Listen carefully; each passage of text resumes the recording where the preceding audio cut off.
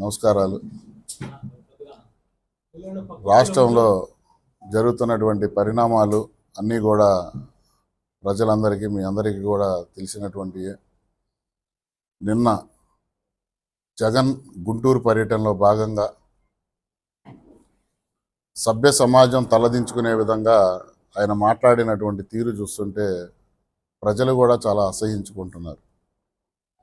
కూటమి ప్రభుత్వం అభివృద్ధి ధ్యేయంగా ప్రజా సంక్షేమ పాలన అందిస్తూ ముందుకు వెళ్తుంటే తిరుమల లడ్డూలో కల్తీ జరిగింది అని చెప్పిన తర్వాత గత ప్రభుత్వ హయాంలో జగన్ చేసినటువంటి ఘోరాలు పాపాలు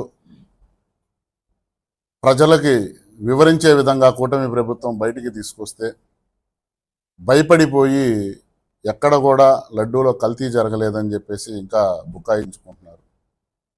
ఎన్డీడీబీ ఇచ్చిన రిపోర్ట్లో కూడా జంతు కొవ్వు ఉన్నటువంటి ఆనవాళ్లు ఉన్నాయి, అసలు నెయ్యి వాడలేదు, లడ్డు నెయ్యి కల్తీ జరిగింది అని చెప్పేసి సిబిఐ సిట్టు కూడా నిజమైనటువంటి ఆధారాలతో సహా నివేదిక ఇచ్చింది. నివేదిక ఇచ్చిన తర్వాత కూడా ఇంకా వైసీపీ వాళ్ళు జరగలేదని చెప్పేసి ఈ విధమైనటువంటి ప్రచారాలు. అలాగే ఈ రాష్ట్ర ముఖ్యమంత్రి నారా చంద్రబాబు నాయుడు గారు, ఉప ముఖ్యమంత్రి పవన్ కళ్యాణ్ గారు ఇరువురు క్షమాపణ చెప్పాలని చెప్పి ఒక కొత్త నాటకానికి తెరలేపారు. ఎట్టి పరిస్థితుల్లో కూడా ఎవరైతే తిరుమల లడ్డూలో కల్తీ జరిగినటువంటి దోషులు ఉండారో వాళ్ళందరినీ కూడా చట్టం ప్రజల ముందు నిలబెట్టిద్ది, చట్టరీత్యా వాళ్ళని శిక్షింపబడతాము అనటంలో ఎటువంటి సందేహం లేదు. అలాగే ప్రజలకు తెలియజేసే విధంగా కూటమి ప్రభుత్వం రాష్ట్ర వ్యాప్తంగా కూడా తిరుపతి లడ్డు కల్తీ జరిగిందని ఫ్లెక్సీలు వేశాం. ఈ ఫ్లెక్సీలు వేసిన తర్వాత జగన్మోహన్ రెడ్డికి వైసీపీ నాయకులకి ఒంట్లో వణుకు మొదలయ్యి ఆ ఫ్లెక్సీల మీద సంస్కారం లేదా సంస్కారహీనులు అని చెప్పేసి ఏవేవో పెద్ద మాటలు మాట్లాడుతున్నారు. గత వైసీపీ ప్రభుత్వంలో సిద్ధం సభల్లో ఈనాటి ముఖ్యమంత్రి నారా చంద్రబాబు నాయుడు గారు అలాగే ఉప ముఖ్యమంత్రి పవన్ కళ్యాణ్ గారు పోలినటువంటి బొమ్మలు పెట్టి వైసీపీ గంజాయి బ్యాచ్తో ఆ బొమ్మల్ని కొట్టించి కాళ్ళతో తన్నినప్పుడు నీ సంస్కారం ఏమైంది అని అడుగుతున్నాను. ఆ రోజు ఆనందపడింది ఈ జగన్మోహన్ రెడ్డి, ఈ వైసీపీ నాయకులు కాదా అని మేము అడుగుతున్నాం. అలాగే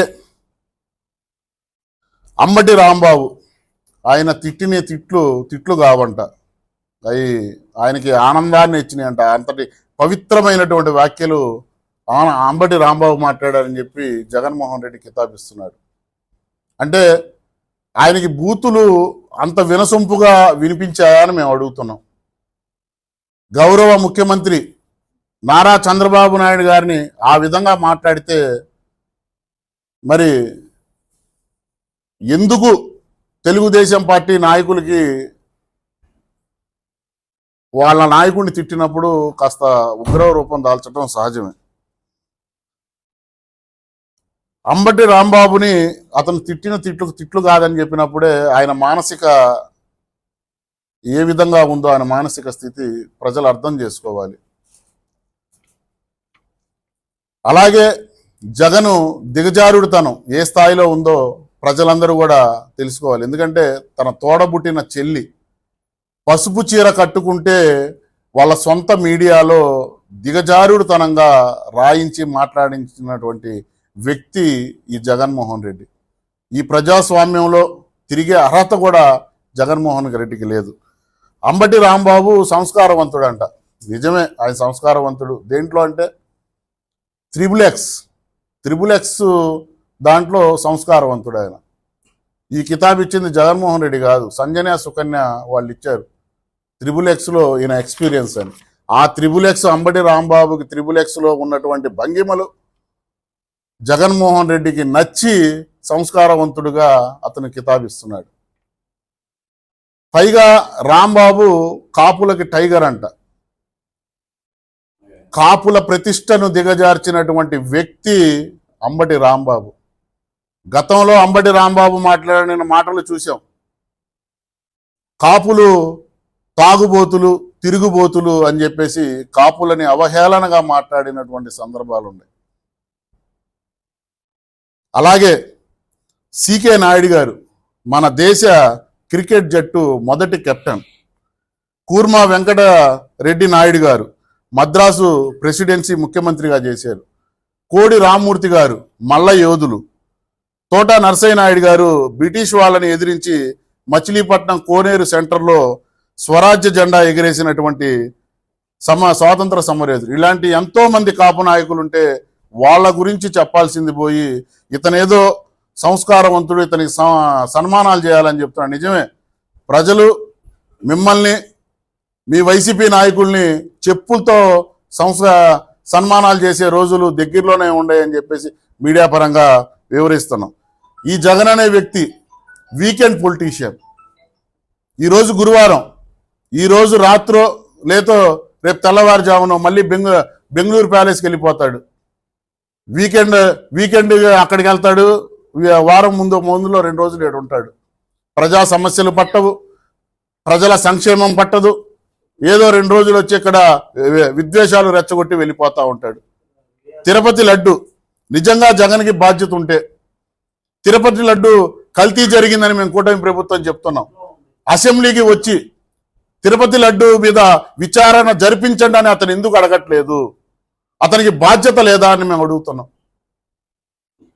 వైఎస్ఆర్సీపీకి ఇచ్చినటువంటి 11 మంది క్రికెట్ జట్టులాగా 11 మంది ఎమ్మెల్యేలు ఇచ్చారు. మరి ఈ ఎమ్మెల్యేలకి జీతాలు ఎందుకు తీసుకుంటున్నారు? వీళ్ళకి ప్రోటోకాల్స్ ఎందుకు అని చెప్పి జనసేన పార్టీ నుంచి మేము డిమాండ్ చేస్తున్నాం.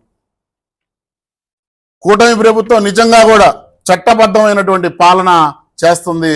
ప్రజలకు ఉపయోగపడేటటువంటి ప్రజా సమస్యలు తీర్చి ఈ రాష్ట్రాన్ని అగ్రంగా ఆర్థికంగా ముందుకు తీసుకువెళ్ళి ఈ రాష్ట్ర నిరుద్యోగ యువతకి ఉద్యోగ అవకాశాలు కల్పించే దిశగా ఈ కూటమి ప్రభుత్వంలో ముఖ్యమంత్రి నారా చంద్రబాబు నాయుడు గారు అలాగే పవన్ కళ్యాణ్ గారు కూడా ఇద్దరు కూడా ఈ రాష్ట్ర అభివృద్ధికి సహకరిస్తున్నారు.